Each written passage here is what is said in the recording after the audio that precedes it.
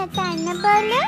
আমরা এখন বৃষ্টিতেও আমাদের ঘরে বসে বসে গরম গরম খিচুড়ি খেতে পারবো। পাগলি মেয়ে আমার, এখন আমাদের এই ঘরে বসে বসে বৃষ্টিতে তুই যা খুশি তাই করতে পারবি। মায়ের মুখে এমন কথা শুনে টুকি আনন্দে লাফাতে থাকে। এদিকে তখনই সেখানে কালু কাক চলে আসে। কি রে টুনি, তুই আমার কাছে বাসা কেন বানিয়েছিস? তোর সাহস দেখে তো আমি পুরো অবাক হয়ে যাচ্ছি। কালু দাদা, এই গাছ তো তোমার নয়, এটা আমার দাদা মহোদয়ের। সেই পুরনো দিনে লাগিয়েছিল, আর এখন বড় হয়েছে বলেই আমি এসে বাসা বানিয়েছি।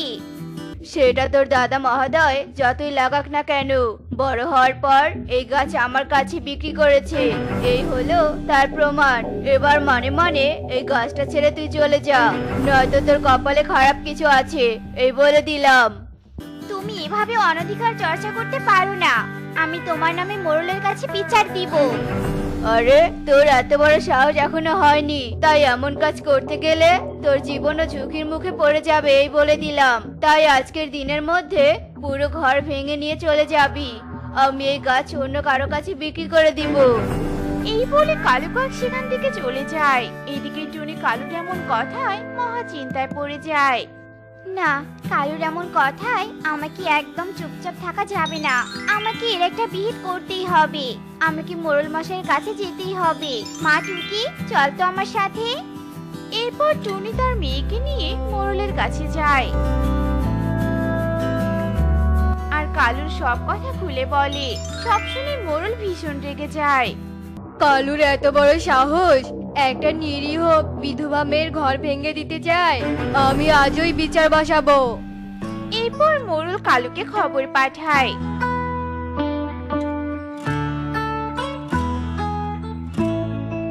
আর কালু এসে মোড়লের সাথে একা একাই দেখা করে।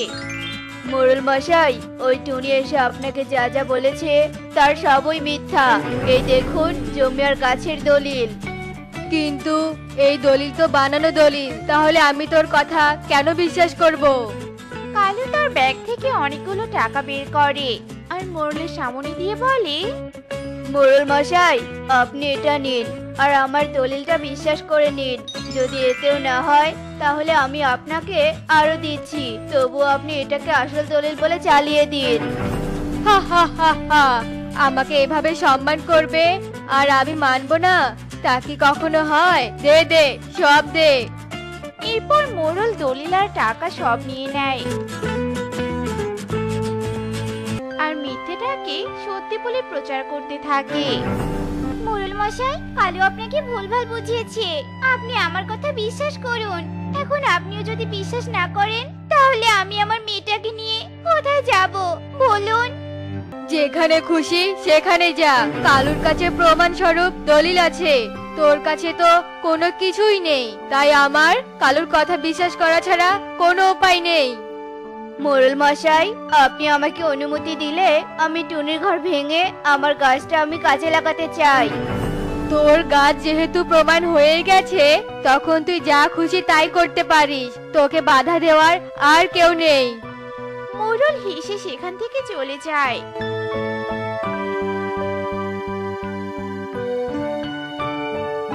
আর কালু টুনির ঘর ভেঙে দেয় আর ভাঙা ঘর মাটিতে পড়ে যায়। টুনি তার ঘর বাঁচানোর অনেক চেষ্টা করে, কিন্তু কিছুতেই আর তার ঘর বাঁচাতে পারে না। আমার এই গাছে তোর আর কোনো হাত লাগাবি না, কথাটা যেন মনে থাকে। কালু খুশি মনে সেখান থেকে চলে যায়। আর টুনি ভাঙা ঘরে মেয়েকে নিয়ে কাঁদতে থাকে। এখন আর আমাদের বৃষ্টিতে বসে খিচুড়ি খাওয়া হবে না, তাই না মা? আমি আর তোর শখ কিছুতেই পূরণ করতে পারলাম না রে মা। আমি কত কষ্ট করে এই একটা মাত্র ঘর করেছি, সেটাও আজ শেষ হয়ে গেল। তুমি কিছু না মা, আমরা আবার নতুন করে নতুন জায়গায় খুঁজে বের করব আর সুন্দর করে একটা ঘর বানাবো। সেই ঘরে আমরা দুজনে থাকবো। টুনি নিষ্পাপ মেয়ের দিকে তাকিয়ে অঝরে চোখের জল ফেলতে থাকে। এদিকে দেখতে দেখতে হঠাৎই আকাশ ঘন কালো মেঘে ছেয়ে আসে আর মুষলধারে বৃষ্টি পড়তে শুরু করে। টুনি তার মেয়েকে নিয়ে ভাঙা ঘরেরই একটা ছাউনির নিচে চুপটি করে বসে পড়ে। আর টুনি মনে মনে ভাবতে থাকে, কেউ কি নেই যে আমাদের একটু সাহায্য করবে? আমাদের না দিক, আমার মেয়েটাকে অন্তত কেউ একটু আশ্রয় দিক। অসহায়ের পাশে দাঁড়ানোর মতো কেউ কি সত্যিই নেই? টুনি মেয়েকে নিয়ে ভাঙা ঘরের নিচে বসে থাকে। এদিকে তখনই একটা গাড়ি এসে তাদের সামনে দাঁড়ায়। আর তারপর সেই গাড়ি থেকে একজন ছেলে আর একজন মেয়ে বেরিয়ে আসে। বিমু, দেখেছো এই জঙ্গলটা কত সুন্দর, তার উপরে আবার মুষলধারে বৃষ্টি হচ্ছে। মনে হচ্ছে আমি কোনো সুখের ঠিকানায় বসবাস করছি। সুখের ঠিকানায় বসবাস করতে করতে যখন সর্দি লেগে যাবে তখন বুঝবে কত ধানে কত চাল। চুপ করো তো, কত ধানে আবার কত চাল মানে কি? আউশ, আমন বুড়ো ধান থেকেই তো চাল হয়। আর সেই চালে ভাত খেতে তো ভারী মজা, ইলিশ মাছের পাতুরি আর তার সাথে ধোয়া ওঠা গরম ভাত। আমার ভাবতেই তো জিভে জল এসে যাচ্ছে। কোথায় আমি একটু তোমাকে উপমা দিলাম আর তুমি তা হাসির কথা বানিয়ে দিলে। যাই হোক, ছাড়ো ওসব, চলো এবার গাড়িতে গিয়ে বসবে। বৃষ্টি থামলে না হয় আবার নেমে আসা যাবে। তুমি গিয়ে বসো তো, আমাকে একটু মজা করে ভিজতে দাও তো। আমার যখন ভেজা শেষ হয়ে যাবে তখন আমি একাই গাড়িতে গিয়ে বসবো। যাও তো, যাও যাও। থাকো তুমি, আমি চললাম। আমার অত অসুস্থ হওয়ার কোনো ইচ্ছে নেই। এই বলে বিমু গিয়ে তার গাড়িতে বসে পড়ে। আর মিনু মনে সুখে বৃষ্টিতে ভিজতে থাকে। মিনু দেখতে অপরূপ সুন্দরী, তার উপর আবার গা ভর্তি সোনার গহনা। বৃষ্টিতে ভিজে তাকে যেন সাক্ষাৎ জানাকাটা পড়ে লাগছে। এমন সময় একটা সাপ তার দিকে তেড়ে আসতে থাকে। টুনি তার ছাউনি থেকে দেখতে পায় সাপটা তো ওই মেয়েটার কাছে আসছে। ও তো যখন তখন মেয়েটাকে দংশন করে দিবে। ও মেয়ে, তুমি সরে যাও, শুনতে পাচ্ছো? ও মেয়ে। মিনু টুনির কোনো কথাই শুনতে পায় না। সে তার আপন মনে ভিজতেই থাকে। এদিকে টুনি ছুটে আসতে থাকে। আর আস্তে আস্তে সাপ এসে মিনুর পায়ে কামড় দিয়ে চলে যায়। ও মা গো, মরে গেলাম গো। মিনু চিৎকার করে মাটিতে পড়ে যায়। আর বিষের তাড়নায় পুরো শরীর নীল হয়ে যায়। আর সাথে সাথে অজ্ঞান হয়ে যায়। ততক্ষণে বিমু গাড়ি থেকে নেমে মিনুর কাছে আসে। আর টুনিও চলে আসে। এই মিনু, কি হলো তোমার? কথা বলো মিনু। এই মিনু। ওনাকে সাপে কেটেছে। এক্ষুনি ওনাকে সাপুরিয়ার কাছে নিয়ে যেতে হবে। আর এখন তো অনেক বৃষ্টি হচ্ছে, তাই ওনাকে নিয়ে আপনি গ্রামে ফিরতেও পারবেন না। তাহলে একে নিয়ে কোথায় যাব? আপনি ওনাকে নিয়ে আমার সাথে চলুন, আমি আপনাকে পথ দেখাচ্ছি। এরপর বিমু মিনুকে কোলে তুলে নিয়ে টুনির পিছু পিছু যেতে থাকে। এরপর টুনি ওনাদের নিয়ে সাপুরিয়ার কাছে যায়। সেই সাপুরিয়ার কাছে কালু আগে থেকেই বসেছিল। সাপুরিয়া বাবা, আপনি তাড়াতাড়ি ওনার বিষ নামিয়ে দিন, নয়তো যখন তখন ওনার মৃত্যু হতে পারে। মেয়েটাকে আমার সামনে শুয়ে দেয়া হোক। সাপুরিয়ার কথা মতো মিনুকে তার সামনে শুয়ে দেয়া হয়। আর তখন সাপুরিয়া তার বিষ বাজাতে থাকে আর তন্ত্রমন্ত্র উচ্চারণ করতে থাকে। এদিকে কালু কাক মিনুর শরীরের গহনা দেখে মনে মনে ভাবতে থাকে, আরে বাহ, কতগুলো সোনার গহনা। আমি যদি গহনাগুলো কোনো রকম ভাবে হারিয়ে নিতে পারি তাহলে তো আমি অনেক টাকার মালিক হয়ে যেতে পারবো। কালু মনের ভাবনায় হাসতে থাকে। এদিকে দেখতে দেখতে রাত হয়ে আসে। আর বৃষ্টিও যেন আরো জোরে পড়তে থাকে। এদিকে সাপুরিয়া অনেক তন্ত্রমন্ত্রের বলে মিনুর শরীর থেকে বিষ নামাতে সক্ষম হয়। এবারের যাত্রায় রোগী বেঁচে গিয়েছে, এখন রোগীর বিশ্রামের প্রয়োজন। তোমাদেরকে অনেক ধন্যবাদ, তোমরা আমার অনেক উপকার করলে। কিন্তু এত বৃষ্টিতে তো আমি বাইরে বের হতে পারবো না। আপনারা আজকের মতো আমার এই গুহাতেই থেকে যান, সকাল হলে না হয় চলে যাবেন। সাপুরিয়ার কথায় তারা না করলো না, সেখানে থাকতে শুরু করলো। এদিকে কালু সুযোগের অপেক্ষায় বসেছিল। যেই না সবাই বিশ্রাম নিতে গিয়ে ঘুমিয়ে পড়লো, তখনই কালু একে একে সব গহনাগুলো খুলে নিতে থাকে। আর টুনি তা দেখেও না দেখার ভান করতে থাকে। যাক বাবা, সব গহনাগুলো পেয়েছি, এগুলো নিয়ে মোড়লের কাছে যাই। এর আগে যেমন টাকা খাইয়ে টুনির ঘর ভেঙে দিয়েছিলাম, যার কারণে আমার আর কোনো শাস্তি হয়নি। এবারও গহনার ভাগ দিয়ে আমি নির্দোষ থাকবো। সেটা আর কোনোদিনও সম্ভব নয়, তুই ধরা পড়ে গিয়েছিস। টুনির কথা শুনে সবাই জেগে ওঠে আর কালুর সব কুকীর্তি বুঝেও ফেলে। শয়তান কুটকে পাখি, তোর এত বড় সাহস! এদিকে রাত পেরিয়ে ভোর হয়ে আসে। তখন বৃষ্টিও থেমে যায় আর সবাই মিলে মোরলের বাড়িতে যায়। আমার ভুল হয়ে গিয়েছে, আমি আর এমন কাজ কোনোদিন করব না। আমি আজই টুনির বাড়ি ঠিক করে দিব। ঠিক আছে, আজকের মতো মাফ করে দিলাম। এরপর যদি আবার এমন কাজ করিস তাহলে সেদিন নিজের প্রাণ নিয়ে বেঁচে ফিরতে পারবি না। মোরল বিমোর সব কথা মেনে নেয় আর টুনির বাড়ি ঠিক করে দেয়। যে যতই পাপ করুক না কেন, একদিন তার পাপের খরা পূর্ণ হবে আর সে শাস্তি পাবে। তাই অন্যায় করার আগে দুবার ভেবে দেখা উচিত। এটুকু শুনেছো? টোনা অন্যের জমিতে কাজ করে অনেক ধনী হয়েছে। আজকে ওদের বাড়িতে গিয়ে দেখলাম ওদের কোনো কিছুর অভাব নেই।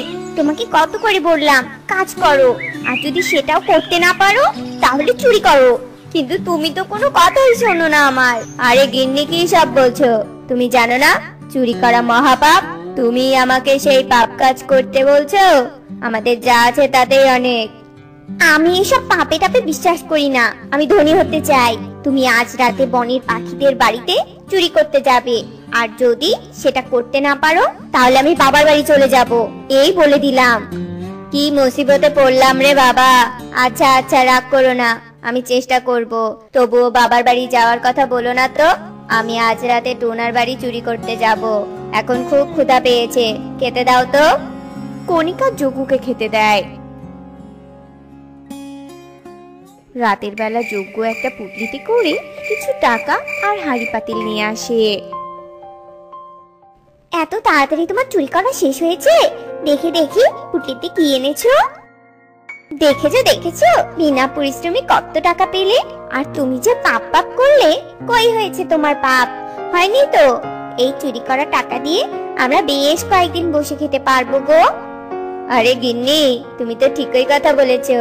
এখন থেকে আমি রোজ রাতে পাখিদের বাড়ি চুরি করব। চলো এখন নিশ্চিন্তে ঘুমিয়ে পড়ি। এরপর থেকে যজ্ঞ রোজ চুরি করত। এভাবেই কেটে যায় বেশ কিছুদিন। হ্যাঁ মা, আমি অনেক তৃষ্ণার্ত, আমাকে একটু জল খাওয়াতো মা। আমি অনেক দুর্বল, তাই এখান থেকে উঠে গিয়ে জল খেতে পারছি না। আমার এখন সময় নেই, তাই আমি তোমাকে কোনো জল টল দিতে পারবো না। দয়া করে সাহায্য কর মা, আমাকে সাহায্য করলে সৃষ্টিকর্তা তোর ভালো করবে। এই বুড়ি, এই, আমাকে একদম জ্ঞান দিতে আসবি না, যত সব। এরপর কণিকা চলে যায়। এমন বেয়াদব পাখিও পৃথিবীতে আছে, সেটা একে না দেখলে বুঝতেই পারতাম না। হে সৃষ্টিকর্তা, তুমি এই পাখিকে জ্ঞান দাও। আহ, যাই, কষ্ট করে নিচেই জল খেয়ে আসি। বৃদ্ধা কষ্টে উঠে দাঁড়ায় আর চলতে থাকে। ওগো শুনছো, আমার না খুব মাছ খেতে ইচ্ছে করছে। তুমি এক্ষুনি আমার জন্য বাজার থেকে মাছ কিনে আনবে। আরে গিন্নি, মাছ কিনবো কি করে? আমার কাছে তো কোনো টাকা নেই, তার উপর কয়েকদিন থেকে কোনো চুরি করতে পারছি না।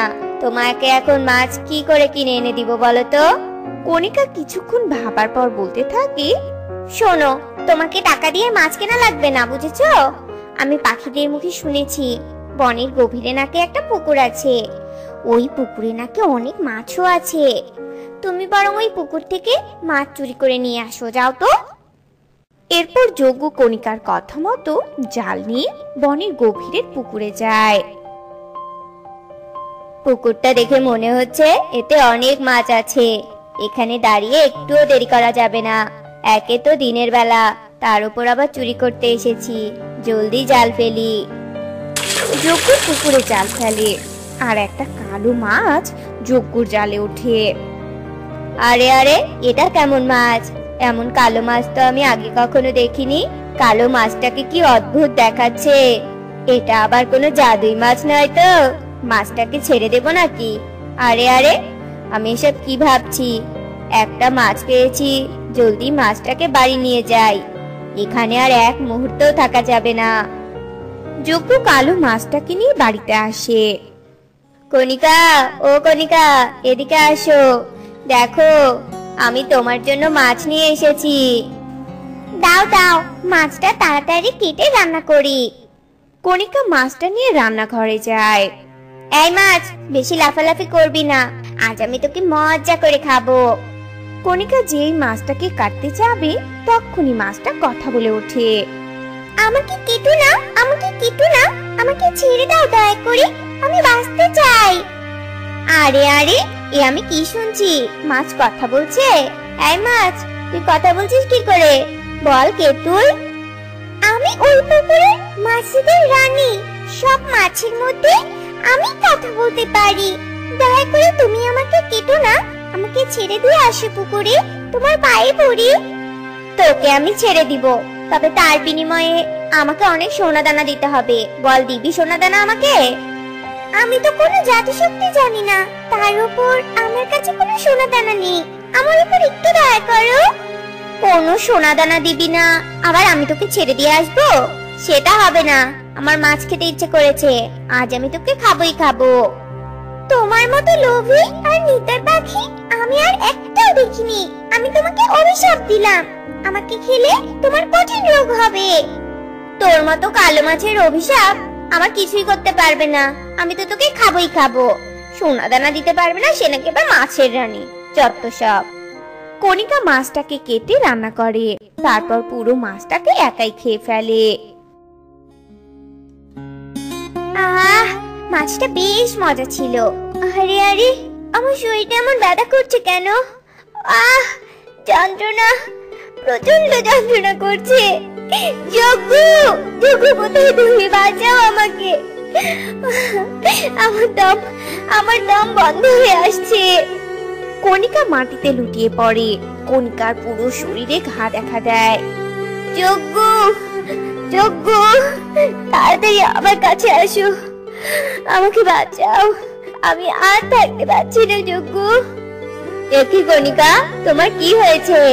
তোমার গায়ে এসব কি, আর তুমি ছটফট করছো কেন? সবই আবার কারো ফল। যজ্ঞ, আজ যদি মাছটাকে আমি না কেটে সাহায্য করতাম, তাহলে এই যন্ত্রণা সহ্য করতে হতো না। কি বলছো কি? মাছকে সাহায্য? আমাকে বুঝিয়ে বলো তো সবটা। এরপর কণিকা যজ্ঞকে সবটা খুলে বলে। যজ্ঞ, আমি আর কখনো তোমাকে চুরি করতে বলবো না, কখনো অন্যায় কাজ করতে বলবো না, সবাইকে সাহায্য করবে। তুমি আমাকে বাঁচাও যজ্ঞ, আমাকে বাঁচাও। আমিও কোনো অন্যায় করব না গো, তুমি দাঁড়াও, আমি তান্ত্রিক বাবাকে নিয়ে আসছি।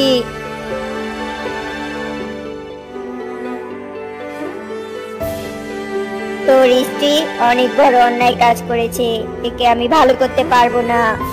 তান্ত্রিক বাবা, আমরা আমাদের ভুল বুঝতে পেরেছি, আমরা আর কখনো অন্যায় কাজ করব না।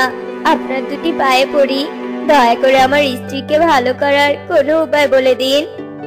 বেশ, তবে শান্ত হ, আমি বুঝতে পেরেছি তোরা তোদের ভুল বুঝতে পেরেছিস।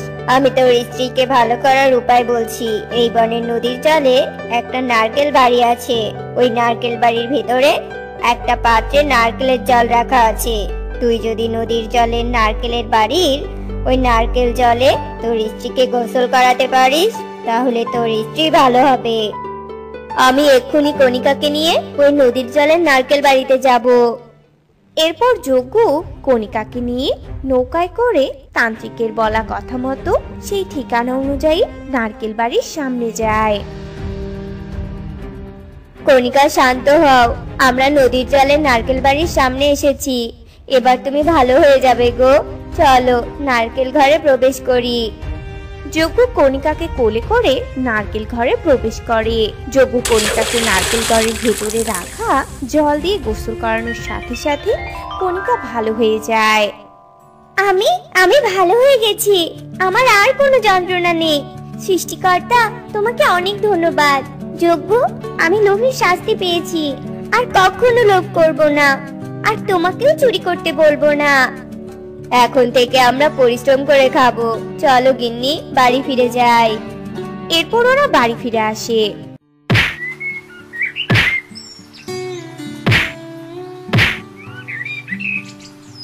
আরে আরে পারুল, এত জোরে ফুটবলে লাগিয়ে দিচ্ছিস কেন রে?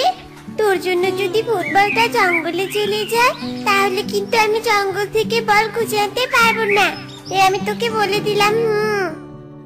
আরে টিং টিং, ফুটবলে জোরে জোরে লাথি না দিলে কি আর খেলা হয় বল তো? জঙ্গলের মধ্যে বল যাবে না, অত চিন্তা করিস না তো। নে বলটা নে। এই রে টিং টিং, বল তো জঙ্গলে চলেই গেল। জানা রে টিং টিং, জানা বলটা একটু নিয়ে আয় না রে। আমি আর জোরে বলে লাথি দিব না, এই যে আমার মাথা ছুঁয়ে পাক্কা কথা দিলাম। আমার আর ভালোই লাগে না, কত করে বললাম এত জোরে লাথি দিস না। আমার কথা তো শুনলি না। শোন, এবারে কিন্তু শেষ। এবার বল নিয়ে এলে আমি পরের বার আর যাব না জঙ্গলে বল খুঁজতে, তোকে যেতে হবে। এই কথা বলে টিং টিং ফুটবল খুঁজতে জঙ্গলের মধ্যে চলে যায়। খুঁজতে খুঁজতে এক গুহার সামনে চলে আসে। কি ব্যাপার, বলটা কোথায় গেল? এত করে খুঁজছি কিন্তু পাচ্ছি না কেন? বল গড়িয়ে তো এখানে এসে পড়েছে। পারুলের বাচ্চাকে কত করে বললাম জোরে জোরে লাথি দিস না দিস না, আমার কথা শুনলই না। এখন যে আমি বল খুঁজে পাচ্ছি না, তার কি হবে? এমন সময় গুহার ভেতর থেকে একটা চিৎকার আসে। বাঁচাও, আমাকে বাঁচাও, কেউ কি আছো? আমার চিৎকার কেউ শুনতে পাচ্ছ? আমাকে বাঁচাও, আমাকে সাহায্য করো। আশেপাশে কি কেউ নেই আমাকে সাহায্য করার মতো? বাঁচাও। এ মা, এ কি গুহার মধ্যে থেকে কারো এত চিৎকার ভেসে আসছে মনে হয়। নিশ্চয়ই কারো সাহায্যের দরকার। যাই গুহার মধ্যে ঢুকে দেখি তো কার কি হয়েছে। এ মা, এ কি দেখছি আমি? একটা হাঁস দড়ি দিয়ে বাঁধা। এই যে হাঁস, ও হাঁস, তোমাকে কে দড়ি দিয়ে বেঁধেছে গো? এসো, তোমার দড়ি খুলে দেই। না না পিচ্চি সোনা, তুমি আমার দড়িতে হাত দিও না। তুমি শুধু আমাকে একটু সাহায্য করো। ওই যে সোনালি বড় যে ডিমটা দেখছো, ওটা নিয়ে তুমি এখান থেকে পালিয়ে যাও। তাড়াতাড়ি পালিয়ে যাও আর আমার ডিমটাকে বাঁচাও তুমি। কিন্তু কেন হাঁস, তুমি কেন আমাকে ডিম নিয়ে পালাতে বলছো? আর তোমার দড়ির বাঁধন খুলে দিলে তো তুমি মুক্তি পেয়ে যাবে, কিন্তু দড়ির বাঁধন খুলতে দিচ্ছ না কেন বলো তো? শোন, তবে তোর সব প্রশ্নের উত্তর দিচ্ছি। আমি হলাম এক জাদুই হাঁস। এই গুহার মধ্যে আমি থাকি। আমি যেহেতু জাদুই হাঁস, তাই আমি যে ডিম পেরেছি সেটাও জাদুর ডিম। এই ডিমের উপর এক খারাপ তান্ত্রিকের নজর পড়েছে। সেই তান্ত্রিক আমাকে জাদুই দড়ি দিয়ে বেঁধে রেখেছে, এই যে আমার এই ডিমটা নেওয়ার জন্য। এই ডিম দিয়ে সে তার স্বার্থ পূরণ করবে, কিন্তু ডিম নেওয়ার আগে তার কাজের কথা মনে পড়েছে, তার বাইরে গেছে। তুমি তাড়াতাড়ি আমার ডিমটা এখান থেকে নিয়ে চলে যাও, আমার ডিমটাকে রক্ষা করো। ঠিক আছে ঠিক আছে, আমি তোমার ডিমটাকে বাড়িতে নিয়ে যাচ্ছি।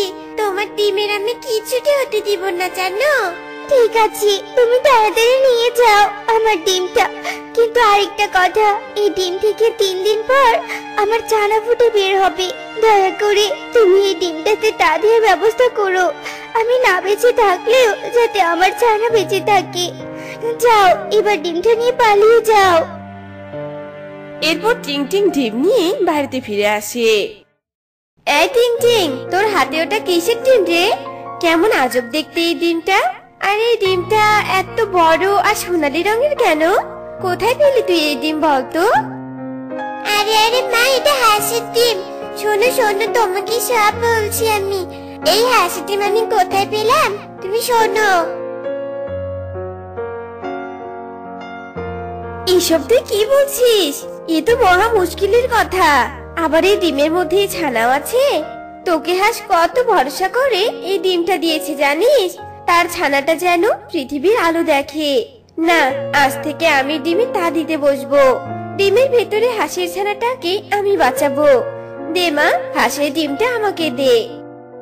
সত্যি সত্যি মা, তুমি হাঁসের ডিমে তা দিবে?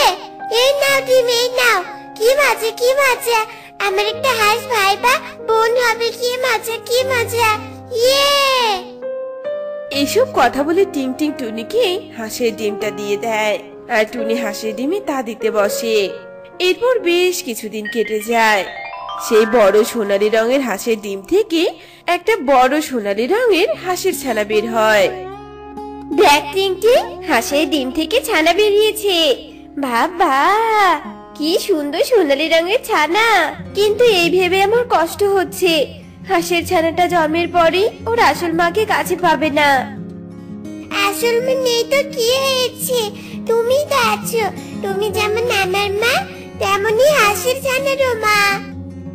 টুনি টিংটিং হাঁসের ছানা জন্ম নেওয়ার পর যখন এভাবে বলছিল, এদিকে পুরো বনে টুনির ঘরে হাঁসের ছানা জন্ম নেওয়ার খবর ছড়িয়ে পড়ে। কোথায় কোথায় অপয়া অলক্ষী টুনি, কোথায়? একটা পাখি জাত হয়ে কোন সাহসে একটা হাঁসের ছানার জন্ম হয় ওর ঘরে? হ্যাঁ, ঘর থেকে বেরিয়ে আয় টুনি।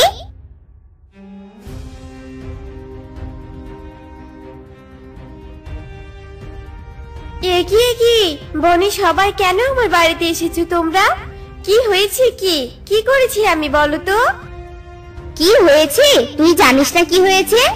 ভালোই তো মুখে চুনকারি লাগিয়েছিস। এই হাঁসের ছানা তোর কোথা থেকে এলো? হ্যাঁ, কোন অলক্ষীকে ঢুকিয়েছিস বনে? দে ওই হাঁসের ছানা আমাদের হাতে তুলে দে, পিটিয়ে মেরে ফেলবো ওকে। খবরদার, আমার ছানার প্রতি কেউ নজর দিবে না বললাম। এই ছানা অলক্ষী নয়, এটা আমার ছানা।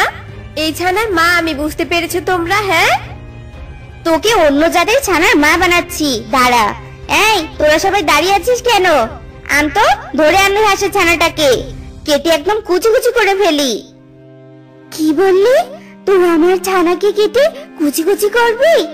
দাঁড়া, তোদের দেখাচ্ছি মজা আমি। আজ সব কটাকে তুলে আছাড় মারবো আমি। বনের পাখিরা এত বড় হাঁস আর হাঁসের মুখে এমন হুমকি শুনে ভীষণ ভয় পেয়ে যায়।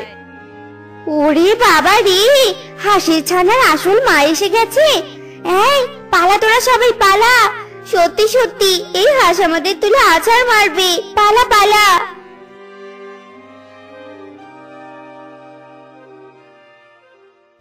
এ কি হাঁস, তুমি ওই তান্ত্রিকের হাত থেকে বেঁচে ফিরতে পেরেছো? কিভাবে বেঁচে ফিরলে তুমি? আর এই যে দেখো, তোমার দেওয়া কথা আমি রেখেছি, তোমার ছানাকে মরতে দেইনি আমি। আমি তো তোকে বলেইছিলাম আমি জাদু শক্তি জানি। আর ওই তান্ত্রিক একবার আমার শরীরে দড়ি খুলে দেওয়ার সাথে সাথে জাদু প্রয়োগ করে মেরে ফেলেছে ওই তান্ত্রিককে। আর তান্ত্রিককে মেরে ফেলার সাথে সাথে আমি আমার ডিমের খোঁজে বেরিয়েছি। টিং টিং, তোমাকে অনেক ধন্যবাদ, তুমি আমার কথা রেখেছো, আমার ডিমের যত্ন নিয়েছো। এবার আমি আমার ছানাকে নিয়ে যেতে চাই। হ্যাঁ হাঁস, তুমি তোমার ছানাকে এখান থেকে নিয়ে যাও। বনের পাখিরা সুযোগ পেলে আবার তোমার ছানার ক্ষতি করতে আসবে। আমি কিছুতেই বনের পাখিদের একা আটকাতে পারবো না, জানো? হ্যাঁ গো, আমি আমার ছানাকে নিয়ে যাব, কিন্তু যাওয়ার আগে তুমি যে আমার ডিমকে এত যত্ন করে তা দিয়েছো, হাঁসের ডিম বলে অবহেলা করনি, তার জন্য আমি বেশ খুশি হয়েছি। তাই আমি তোমাকে কিছু দিতে চাই। এই কথা বলে হাঁস টুনি আর টিংটিংকে জাদু করে বেশ কিছু স্বর্ণমুদ্রা উপহার দেয়। এরপর হাঁস তার ছানাকে নিয়ে সেখান থেকে চলে যায়। তো বন্ধুরা, আমাদের আজকের এই গল্পটি তোমাদের কাছে কেমন লেগেছে তা কমেন্টে জানাতে ভুলো না কিন্তু।